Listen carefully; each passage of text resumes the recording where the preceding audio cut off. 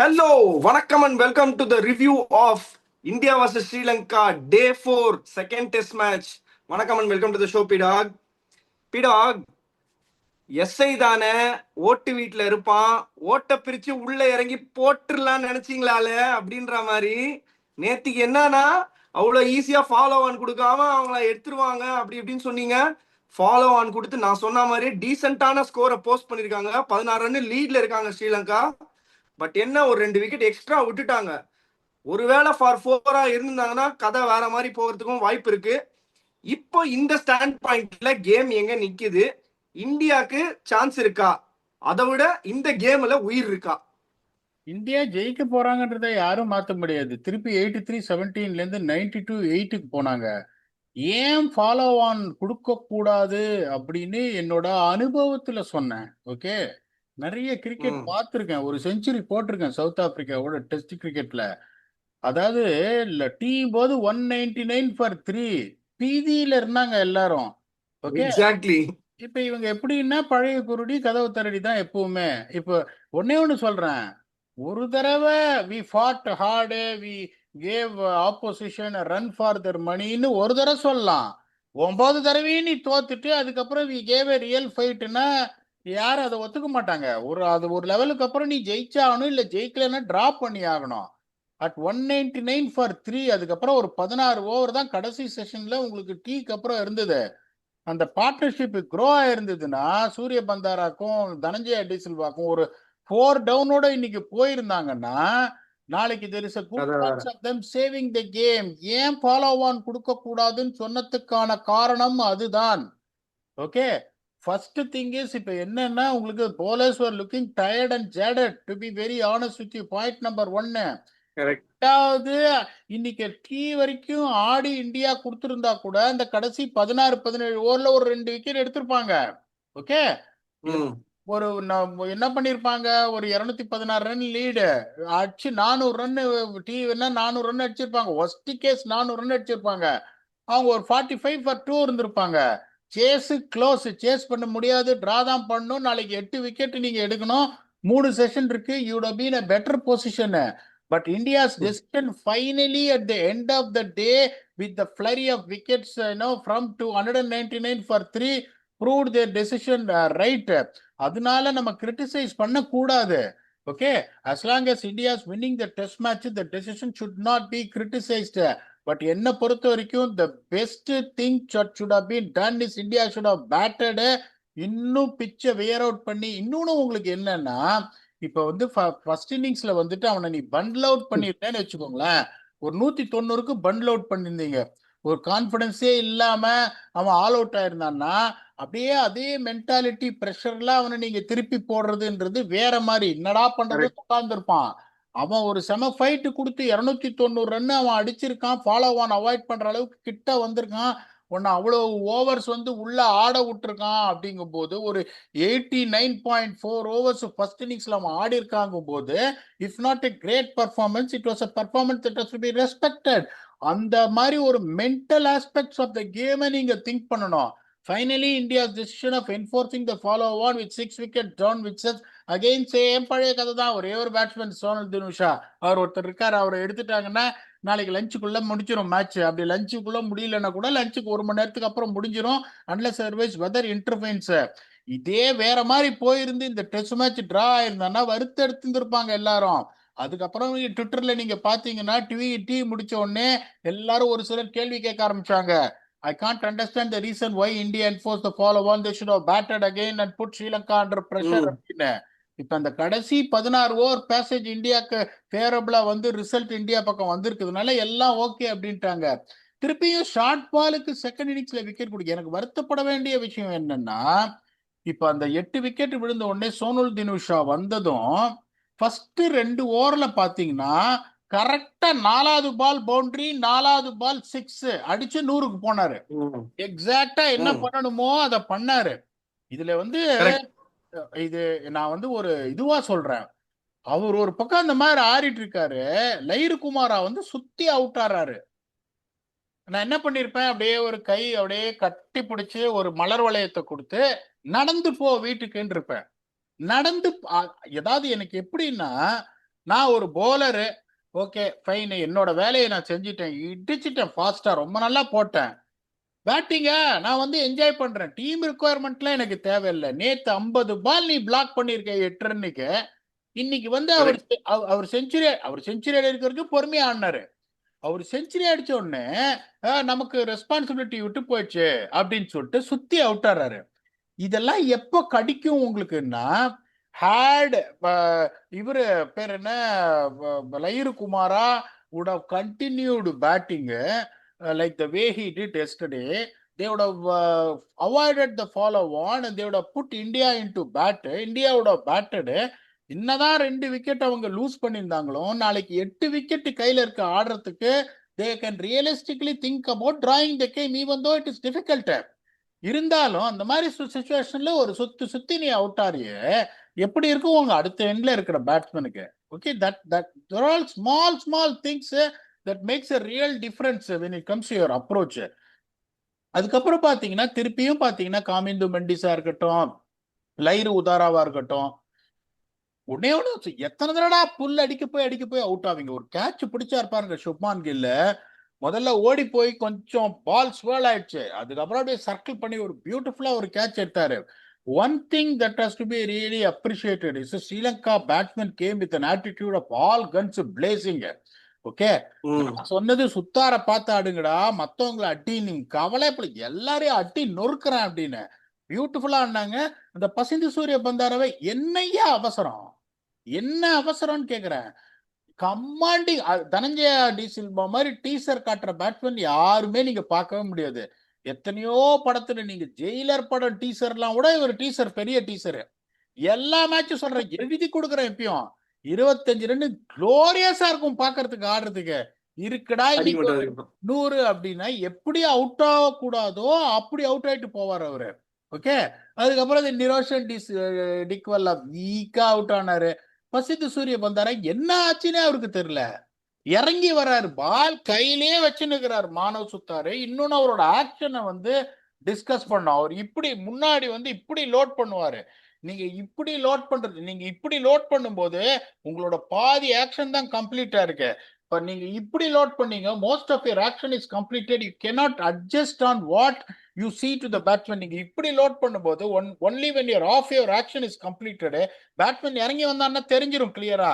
அதுக்கப்புறம் நிறைய ப்ராசஸ் இருக்கு உங்களுக்கு. அப்படிங்கும் போது you can adjust your length. பியூட்டிஃபுல்லா அவர் இறங்கி வர்றதை பார்த்து அப்படியே ஸ்லோவா வைடா தள்ளினாரு பால. நீங்க 90 ரன் அடிச்சு நீங்க ஸ்டம்பிங் ஆறீங்கன்னா அதெல்லாம் பேசுறதுக்குலாம் எதுவுமே கிடையாது. இப்ப Sonal Dinusha is left with டெய்ல எவ்வளவு தூரம் ஹேங் ஆனாரு, 16 ரன் தான் லீடு இருக்கு, 16 ரன் தான் லீடு இருக்கு. இப்ப இவங்க அப்படியே ஹேங்கின் பண்ணி லஞ்ச் வரைக்கும் இவங்க ஆடினா கூட ஒரு 100 ரன் இருக்கும். ஒரு செஷன்ல அடிச்சு நொறுக்கிட்டு போயிடுவாங்க. India 92, Sri Lanka 8, India 2, Sri Lanka 0, over 2 wicket. இந்த அவெஞ்சர்ஸ் படம் மாதிரி எப்பெல்லாம் ஆபத்து வருதோ அப்பெல்லாம் சோனல் தினுஷா தான் வந்து காப்பாற்றணும்னு நினைச்சா அது ஒண்ணுமே பண்ண முடியாது. இவ்வளவு நல்ல பொசிஷன்ல இருந்து சோனல் தினுஷாவை நீங்க உள்ளேயே கொண்டு வரக்கூடாதுங்க. First of all Kamindu Mendis and Sooriyabandara எக்ஸலண்டா ஆடினாங்க, அதுல வந்து கொஸ்டினே கிடையாது. Sooriyabandara 2 innings impressive, Sonal Dinusha impressive இந்த டெஸ்ட் சீரீஸ். 4 இன்னிங்ஸ்ல 200 ஒரு 50, இப்போ ஸ்டில் பேட்டிங் 7 நாட் அவுட், அதுல வந்து கேள்வியே கிடையாது. இவங்க என்ன லேக் பண்றாங்க, க்ரூஷியல் மூமெண்ட்ஸ். அதாவது சொல்லுவாங்க டெஸ்ட் மேட்சஸ்ல வந்து you have to win the pockets to win a test match, probably win செஷன்ஸ்க்காக சொல்றது. அந்த பாக்கெட்ஸ்ல கரெக்டா விக்கெட் விட்டுறாங்க. இதுவே நான் சொன்ன மாதிரி தான், நான் ஸ்டார்ட் பண்ண மாதிரி நீங்களும் சொன்னீங்க. ஃபார் 4 இருந்தாங்கன்னா இன்னைக்கு கதை வேற. நாளைக்கு ஒன்னு வின் பண்றாங்க, வின் பண்ணாம போறாங்க, அதெல்லாம் ரெண்டாவது விஷயம். யூ வில் டெஃபினெட்லி எப்படி சொல்றது, impose some fear on the opponent. உங்ககிட்ட வரும்போதே கொஞ்சம் டிஃப்ரெண்டா வருவான். நீங்க சொல்ற அதே தான், அவர் சுத்தி அவுட் ஆகாம இருந்தாருனால லஹிர் குமாரா, ஒருவேளை இவங்க ஃபாலோ பண்ண அவாய்ட் பண்ணாங்கன்னா திருப்பி போலிங் வரும்போது கான்பிடண்டா போலிங் போடுவாங்க, தைரியமா போலிங் போடுவாங்க. நம்மளால அந்த பிலீஃப் ஜாஸ்தியா இருக்கும். அதுதான் இங்க மிஸ் அவுட் ஆகுதோன்னு நான் ஃபீல் பண்ணேன். ப்ராபப்ளி சூரியபந்தரா வந்து எக்ஸ்ட்ராடினரியா ஆடினாரு. பட் இப்போ ஆல்சோ ஒன் மோர் திங் பீடா, நான் ஸ்டார்டிங்லேயே சொல்லியிருக்கேன், சொல்ல மறந்துட்டேன். நம்மளோட வீடியோஸ் எல்லாம் கடைசியா பாக்குறீங்களா? இப்போ சப்டைட்டில்ஸ் வேற ஆட் பண்ணிட்டாங்க. நம்ம தமிழ்ல பாடலாம், ஓடலாம், ஆடலாம்ன்ற மாதிரி என்ன பண்ணாலும் சப்டைட்டில்ஸ் அழகா காட்டி கொடுத்துரும். From any language that you watch you can always have a subtitle on in all our videos. whatever we speak in Tamil will definitely be understandable for all the audiences. என்ன different ரிலீஜனாக இருக்கலாம் and also regional channels நீ எங்கேருந்தே பார்க்கறனாலும் இருக்கலாம். Also English வாட்சிங் வியூவர்ஸுக்குமே வந்து அந்த subtitle is always available. That is a good addition to this. Very well done editor. அது சொல்ல மறந்துட்டேன், அது டக்குன்னு ஞாபகம் வந்தது.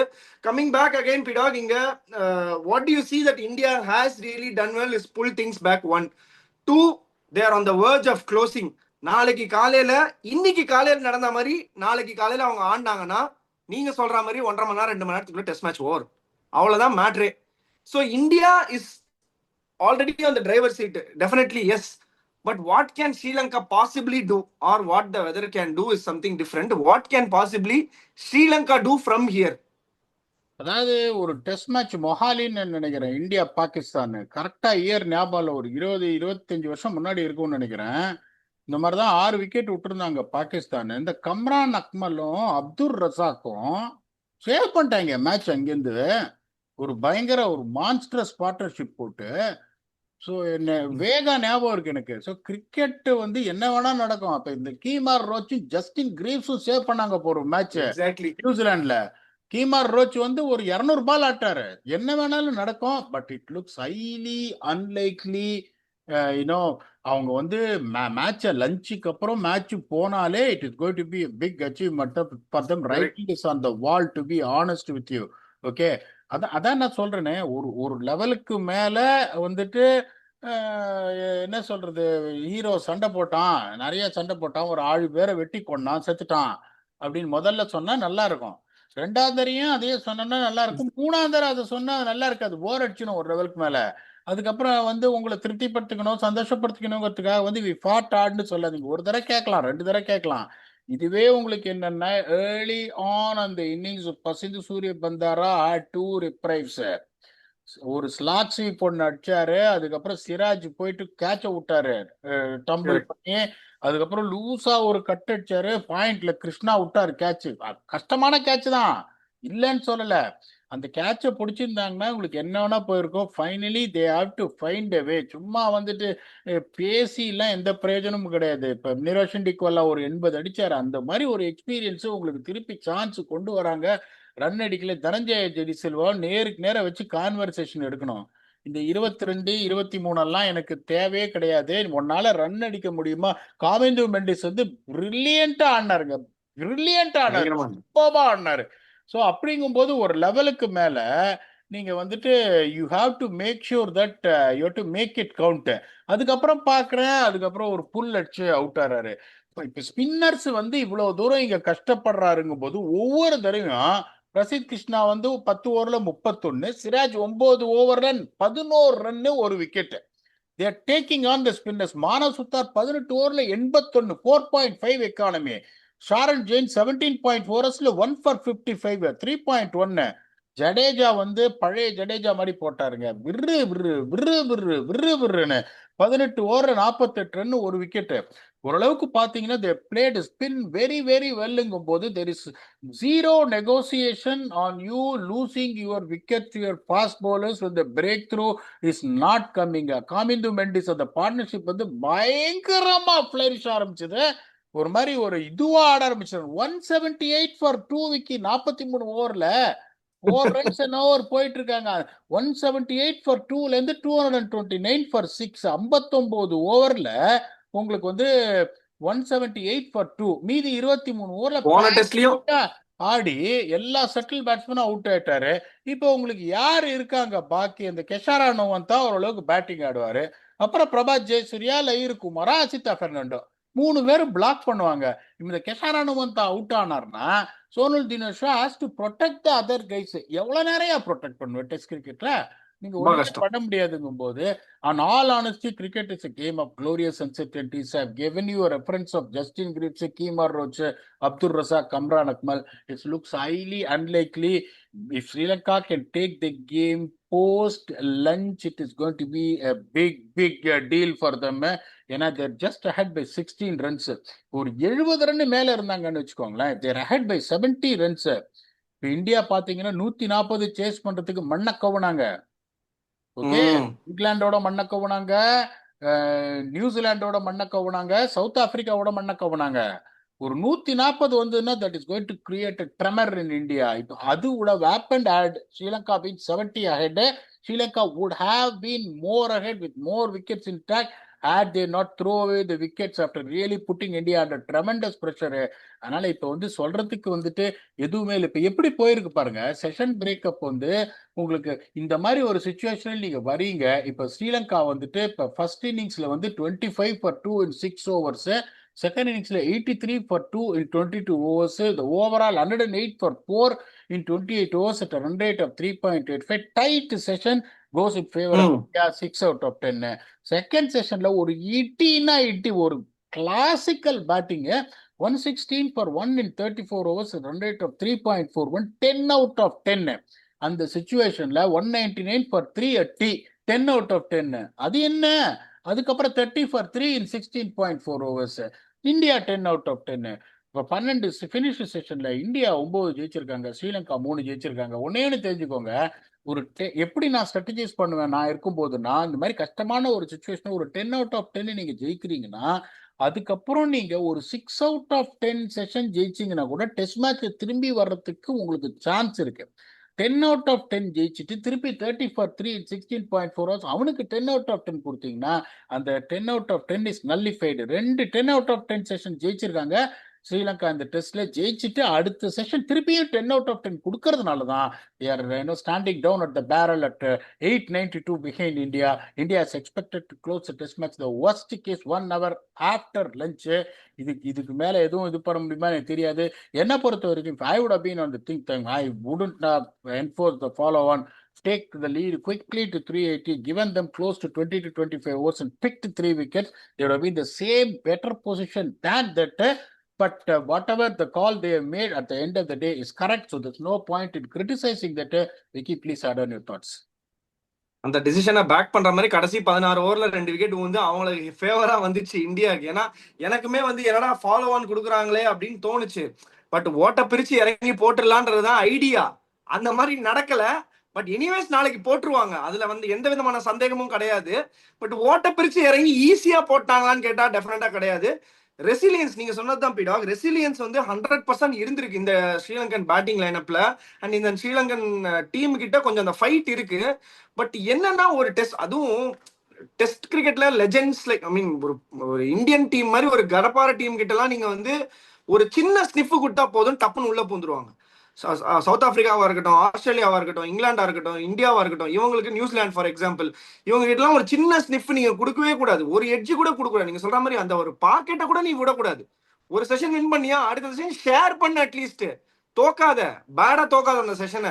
அது மட்டும் தான் இம்பார்ட்டன்ட். இவங்க ரெண்டுமே பண்றாங்க, ரெண்டு எக்ஸ்ட்ரீம்ல இருக்காங்க. ஒன்னு ஆடினா பயங்கரமா ஆடுறாங்க, நோலாஸ் 150 160 ரன் பார்ட்னர்ஷிப் ஆடுறாங்க. இல்லைன்னா ஒரே அடியா 10 ரன்னுக்கு 2 விக்கெட் 3 விக்கெட் விட்டு பயங்கரமா இவங்க பேக்லாக் ஆயிடுறாங்க. ஸோ இதுதான் இந்த என்னை பொறுத்த வரைக்கும். ஆப்வியஸ்லி நாளைக்கு வந்து India is going to comfortably win this game, அதுல எந்த விதமான டவுட்டும் இல்லை. If you want to add on something add on பண்ணுங்க. இல்ல ஸ்டம்ப் டாக் செக்மெண்ட்ல கார்த்திக் ராஜான்னு ஒருத்தர் சூப்பர் கேள்வி கேட்டிருக்காரு, அது என்னன்றதை பார்ப்போம். கார்த்திக் ராஜா ஆர்ஜி 6TG என்ன கேட்டிருக்காருன்னா, hi Pdogg sir and Vicky bro, is batting position very important for succeeding in test cricket? Kamindu Mendis was exceptional at 6 or 7 at the start of the career, but struggling now moving up the order at 4. And same we witnessed with Jurel at number 4 when Shubman was injured during South Africa series. But Jurel now again flourishing at 6 and 7. Likewise, if Sonal Dinusha given a chance at higher position, will he succeed?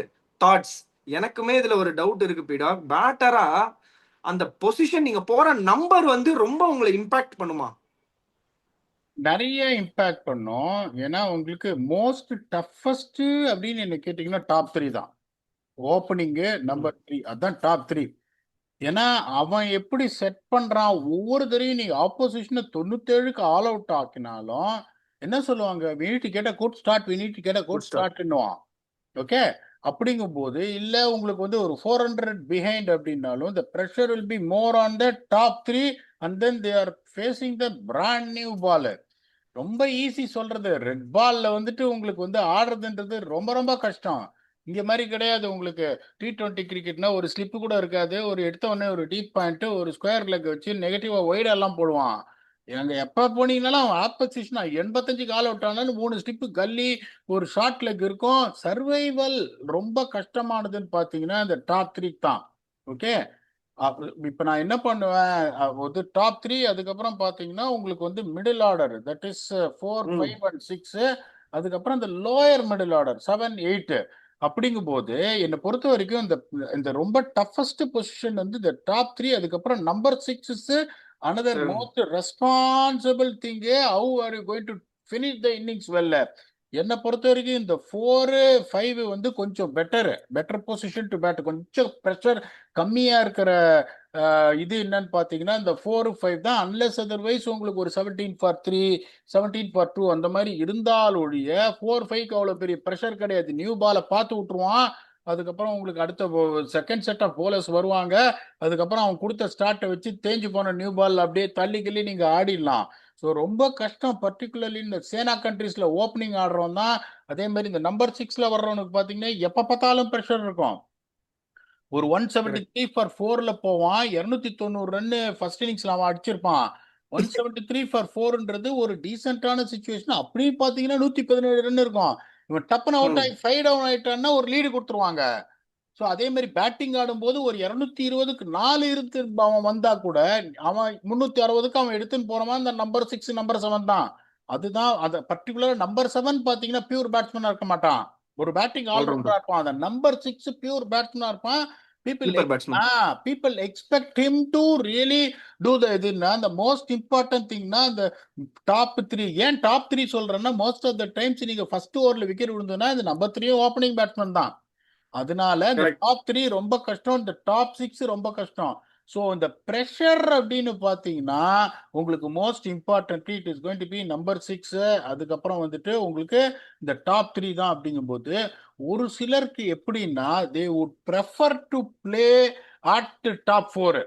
Okay, அதனால வந்து நம்ம 2 down 3 டவுன்ல ப்ரெஷரே இல்லைன்னா எதுவும் கிடையாது. International cricket நீங்க எப்ப ஆடும் போதும் உங்களுக்கு ப்ரெஷர் இருக்குங்கும் போது ஒரு சிலர் என்ன பண்ணுவாங்க, இப்ப சுப்மான் கில் நம்பர் 4க்கு போயிட்டாரு. இப்ப சுப்மான் கில் நம்பர் 4க்கு போனதுக்கு அப்புறம் அவரோட பர்ஃபார்மன்சஸ் எப்படி இருக்கு பாத்தீங்களா? அதனால நம்பர் 4 ஆடுறது ஈஸின்னு நான் சொல்ல மாட்டேன். அவர் என்ன சொல்றாரு, அவர் எப்படி யோசிக்கிறாருன்னா is got enough time to rethink when he walks in at number 4 to guide the ship to the shore. That is more than constructing the innings from the scratch. இந்த டாப் 3 பண்றது constructing the innings from the scratch. அந்த number 6 பண்றவன் நடுக்கடல தத்தளிச்சிட்டு இருக்கு Titanic கப்பல் மாதிரி அவன் இழுத்துட்டு போனோம். இந்த 4, 5ன்றதான் என்னை பொறுத்த வரைக்கும் ஈஸியே ஒழிய உங்களுக்கு தட் இஸ் த ரீசன். இப்ப இவர் என்ன சொல்றாரு, இந்த நம்பர் 6ல ஒருத்தன் அந்த அளவுக்கு நல்லா ஆடுறான்னா அவனை ப்ரமோட் எல்லாம் பண்ணாத, அவனுக்கு அந்த ப்ரெஷர்ல ஆடி ஆடி ஆடி இதுவா இருக்கும் போது இந்த நம்பர் 4ல போறான், ஒரு நல்ல பொசிஷன்ல போறான், ஒரு 98 for 2ல போறான் மோஸ்ட் ஆஃப் த டைம்ஸ், அதுக்கப்புறம் ஒரு 76 for 2ல போறான் அப்படின்னா இந்த ப்ரெஷர் அந்த ஷோல்டர்ஸ் வில் பி லெஸ். அந்த ப்ரெஷர்லயே ஆடி ஆடி இருக்கிறோமா, அப்ப என்ன பண்ணுவான் அந்த சுச்சுவேஷன்ல ஒரு 173 for 4 பல்ல கடிச்சு ஆடுவான், அவுட் ஆயிட்டானா கேம் ஓவர்னு. இந்த 98 for 2ல போகும்போது என்ன பண்ணுவான், அவனுக்கு கொஞ்சம் தைரியம் வரும். ஓகே, நான் ஓபன் அப் பண்றேன், நிறைய லூஸ் ஷாட்ஸ் ஆட பார்ப்பான். ஸோ டெசிக்னேட்டடா அந்த 2, 3 இந்த 2 டவுன் 3 டவுன் நீங்க ஃபைன் பண்ணீங்கன்னா அந்த 2 டவுன் 3 டவுன்லயே வச்சுக்கோங்க. டெஸ்ட் கிரிக்கெட்ல currency is only protecting wickets. Run rate இல்ல, அப் த ஆன்டி அதெல்லாம் எதுவுமே கிடையாதுங்கும் போது if you find a person due to that particular position please kindly stick on to that. The top 3 has to be specialist. New ball ஆட தெரிஞ்சிருக்கணும், அதுல ஃபிடில் அரவுண்டே பண்ணக்கூடாது. ஆனா கீழே இருந்து ஒருத்தனை மேல எடுத்துன்னு போறது, மேல இருந்து ஒருத்தனை கீழே எடுத்துன்னு போறது, when you have found your 4, 5, 6, 7 if they are performing at that particular order to make them feel comfortable where they're doing their roles well, don't ever fiddle around with these. இதைத்தான் வந்து என்னோட ரொம்ப இது. இப்ப ஒருத்தரை பாக்குறீங்க ஒரு நம்பர் 7ல டெக்னிக் ரொம்ப நல்லா இருக்கு, விட்டு விட்டு வர்றாரு, இது பண்றாரு, அவரை தூக்கி நீங்க ஓப்பனிங் பேட்ஸ்மேனா போடுறீங்களா, நம்பர் 3 போடுறீங்களா, ஓகே. ஆனா 3, 4, 5, 6 மாத்தாதீங்க. ஓடிவிக்கு நம்பர் 6 நியூ பால் ஆட தெரிஞ்சிருக்கணும் பீடாக். ஏன் சொல்லுங்க, செகண்ட் நியூ பால் அப்பதான் வருது. நான் நிறைய வாட்டி ரஞ்சி டிராஃபி போறதுக்கு முன்னாடி பிராக்டிஸ் பண்ணிருக்கேன். நம்பர் 7ல ஆடினது இல்ல, நம்பர் 8ல ஆடி இருக்கேன். ஸோ நம்பர் 8ல ஆடும்போது ஒரு செட் பேட்டரோட ஆடணும், நியூ பால் எடுப்பாங்க. நம்ம ஸோ அந்த டைம்ல விட்டு ஆடுறதுக்கு அதெல்லாமும். பட் ஆனா நீங்க சொல்லும்போது ஏன் வந்து கில்கிறிஸ்ட் வந்து கில்லி பிளேயர்னா நம்பர் சிக்ஸ்ல செகண்ட் நியூ பாலையும் ஹேண்டில் பண்ண தெரியும், ஓப்பனிங் போயும் ஆட தெரியும். சிக்ஸ்ல யாராலையும் அவ்வளோ அவரு த்ரஸ்ட் கொடுக்குற மாதிரி வந்து டெம்போவை ஏத்தலாம் முடியாது, அவ்வளவு ஈஸியாலாம் ஏத்த முடியாது ரன் ரேட். அதனால தான் அவர் கில்லி பயங்கரமா ஆடுவார் நம்பர் சிக்ஸ்ல. எனக்கு ரொம்ப பிடிச்ச பிளேயரு. அண்ட் மோர்ஸோ முன்னாடி ரொம்ப நான் சொல்றது ஒரு 10-12 இயர்ஸ் பின்னாடிலாம் keepers are only keeping, batting வந்து 50-50 தான் இருக்கும். பட் நிறைய கீப்பர்ஸ் வந்து அந்த நம்பர் 6 நம்பர் 7ல தான் ஆடுவாங்க. ஃபுல் டைம் கீப்பர்ஸா இருப்பாங்க, பேட்டிங் கான்ட்ரிபியூட் பண்ண முடியும். பட் இப்ப நான் நிறைய பேட்டர்ஸ் வந்து கீப்பிங்கும் பண்றாங்கன்றது போது டாப் ஆர்டர்ல நிறைய பாக்குறோம் நம்ம. அந்த நம்பர் 6 நம்பர் 7ஓட ரோல் வந்து ரொம்ப ரொம்ப இம்பார்ட்டன்ட். நீங்க சொல்ற மாதிரி அந்த ஷிப்பை ஸ்டெடி பண்றது 4ல இருந்து ஆரம்பிக்குது. 4ல அந்த கேப்டன் இறங்குறாருன்னா முக்காவாசி டீமுக்கு கேப்டன்ஸ் பாத்தீங்கன்னா நம்பர் 4ல இறங்குவாங்க. ஸோ அது வந்து அந்த ஒரு கைடன்ஸ் எடுத்துன்னு போய் அவர் ஒரு ஃபுல்லா ஒரு பக்கம் ஆடி அதுக்கப்புறம் டீம் அவரை சுத்தி ஆடி எடுத்துன்னு போய் முடிக்கிறது அந்த மாதிரி நிறைய இருக்கு. அண்ட் நம்பர் 6ல நான் I always felt Gilchrist has done a really great job. Brilliant Pdogg. சரியான கொஸ்டின் கார்த்திக் ராஜா கிட்ட இருந்து சரியான ஆன்சர் பண்ணீங்க, பிரில்லியன். இந்த டெஸ்ட் மேட்ச் வந்து almost come to an end Pdogg. ஏன்னா நானுமே பயங்கர எக்ஸைட்டடா இருந்தேன், பயங்கரமா டேர்ன் அவுட் ஆகுது, இந்த சூரியபந்தாராவும் காமிந்து மெண்டிஸ் பார்ட்னர்ஷிப் பயங்கரமா போதேடா அப்படின்னு நினைக்கும் போது கரெக்டா ஒரு ட்விஸ்ட் வச்சாங்க. டோட்டலா ரேப் பண்ணுமா இந்த சீரீஸே ரேப் பண்ற மாதிரி ஒரு ஒரு ஒரு விஷயம் சொல்லணும்னா இந்த சீரீஸ்ல உங்களுக்கு ஸ்டாண்ட் அவுட்டா தெரிஞ்சது இந்தியன் டீம் கிட்ட இருந்து என்ன அண்ட் ஸ்ரீலங்கா லேக் பண்ணது என்ன?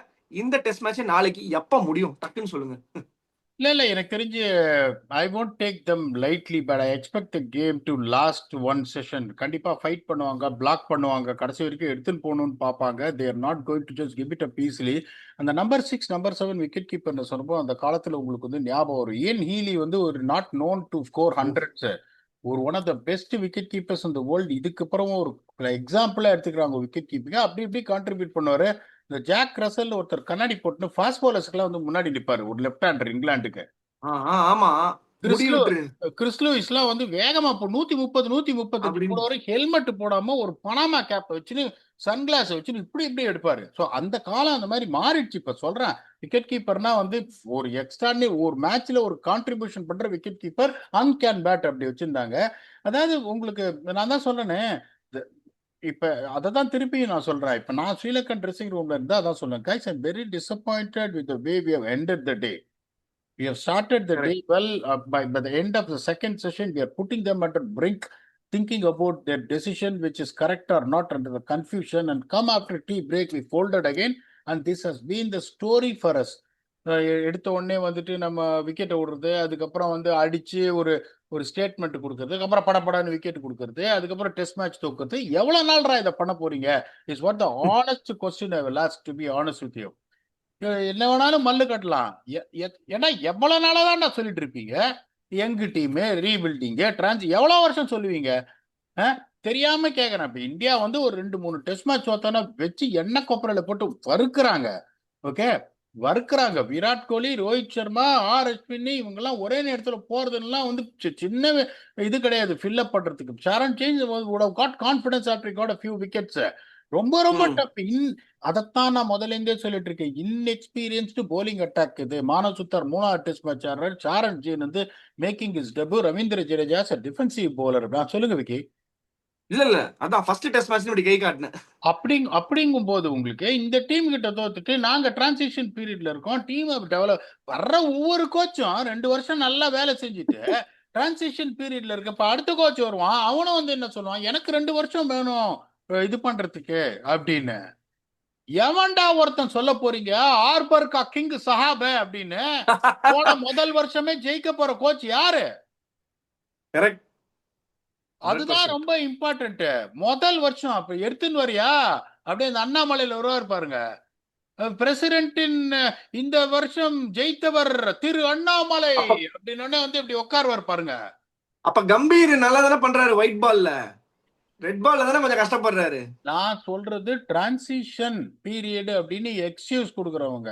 ஓகே, கம்பீர் என்னன்னா அவரு சரி, அப்ப நான் என்ன கேக்குறேன், இந்தியன் டீம் ஹாஸ் டிரான்சிஷன்டா, டெஸ்ட்ல வந்து டிரான்சிஷன் ஓவரா, இதுதான் செட்டப்பா, இந்த பேட்டிங் ஆர்டர் இந்த போலிங் தான் வச்சு போறோமா? ஓவர்லாம் கிடையாது. Still there under soul searching. Sai Sudharsan பதிலா இப்ப Devdutt Padikkal fill in replacement ஒரு ரன் அடிச்சிருக்காரு. Okay, so these are the things that's happening. Yashasvi Jaiswal has done well. All of a sudden, அவருக்கு ரன்னு பெருசா வரல. அவரு தான் உங்களுக்கு லாங் டைம் இதுவா தெரியாது. துருவஜூரல் Correct. வந்து நல்லா ஆடுறாரு. ஒழிய ஒரு 10 டெஸ்டோ 12 டெஸ்டோ தான் ஆடி இருக்காரு. எல்லாருமே யங்ஸ்டர்ஸ் உங்களுக்கு. ஸ்பின் குவார்டர் பாத்தீங்கன்னா யங்ஸ்டர். ஓகே, தோத்துட்டு டிரான்சிஷன் பீரியட் அப்படின்னு நீங்க ரீசன் கொடுத்தீங்கன்னா இது கௌதம் கம்பீர் டிரான்சிஷன் பீரியட்லாம் எதுவுமே சொல்லல.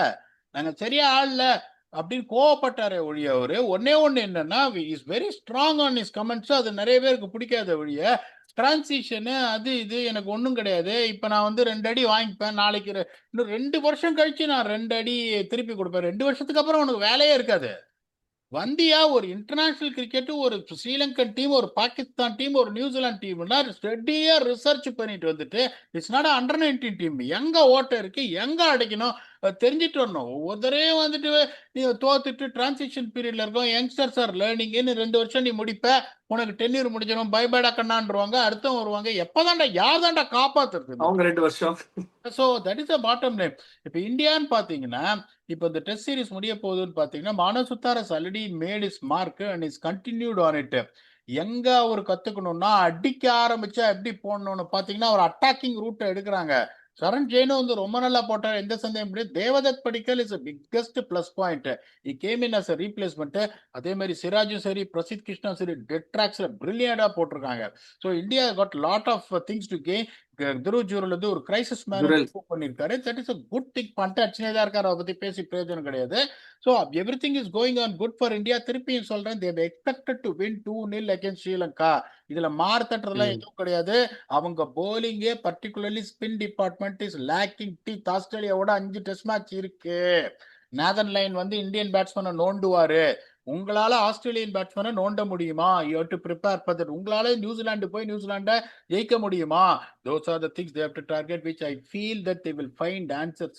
At the end of the day, India is 92-8 again and expected to close the game. Worst case after lunch. Papa enna nadakudunu. We'll come back and do a detailed review on the one final day of the test series between India and Sri Lanka played at SSC Colombo with your 100% accurate blast Vignesh. Until then, thanks a lot and bye-bye.